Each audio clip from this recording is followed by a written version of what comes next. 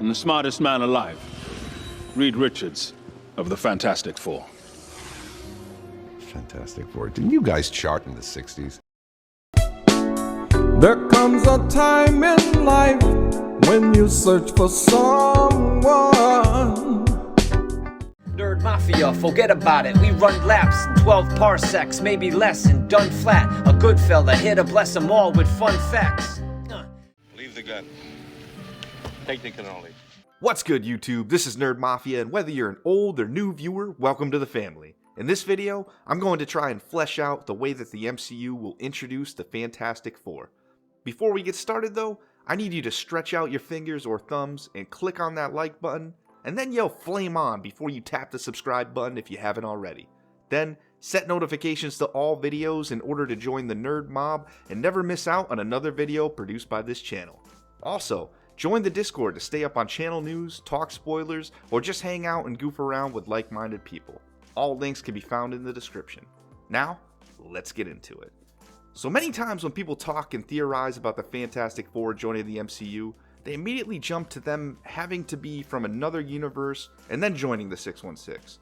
And part of this is due to the multiverse saga being in effect, but it's mainly because, in general, people don't believe Marvel's first family could have existed already in the 616 without anyone knowing about it.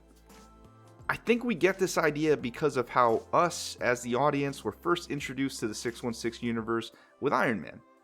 This movie was purposely made to almost make us feel like someone could create a suit of armor, and I hesitate to say make the story more realistic, but it was made more relatable and convincing, like it was in our own universe.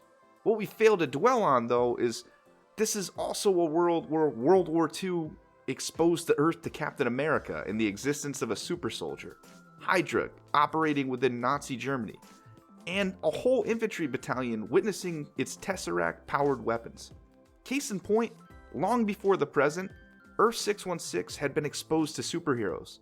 Let's not forget that the main nexus point that differentiates this universe from the real world is the meteor crashing into Wakanda that long predates World War II, but also makes it possible for Captain America to wield his iconic shield.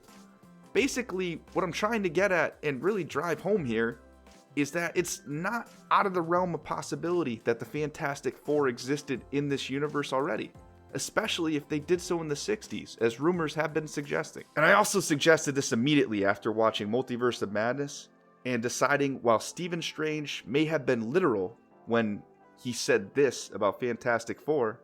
Fantastic Four. Didn't you guys chart in the 60s?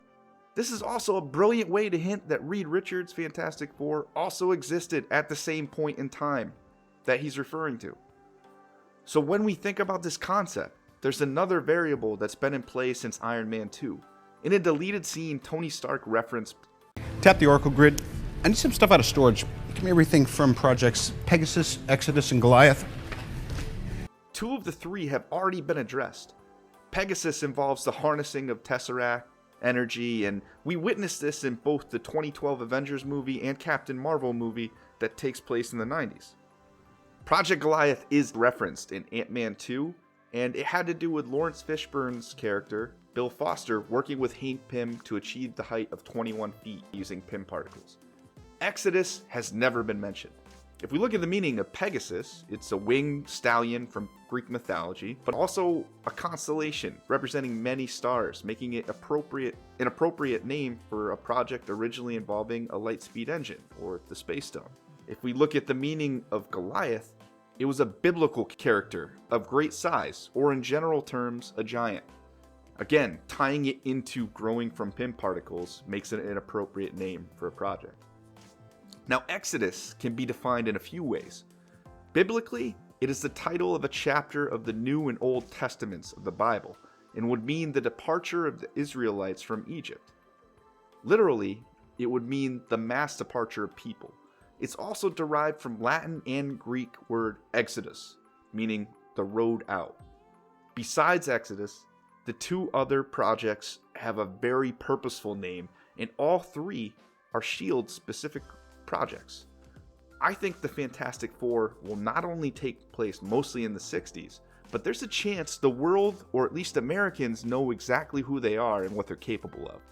In addition to the 60s rumors, there are also rumors that Galactus could play the main villain of this film.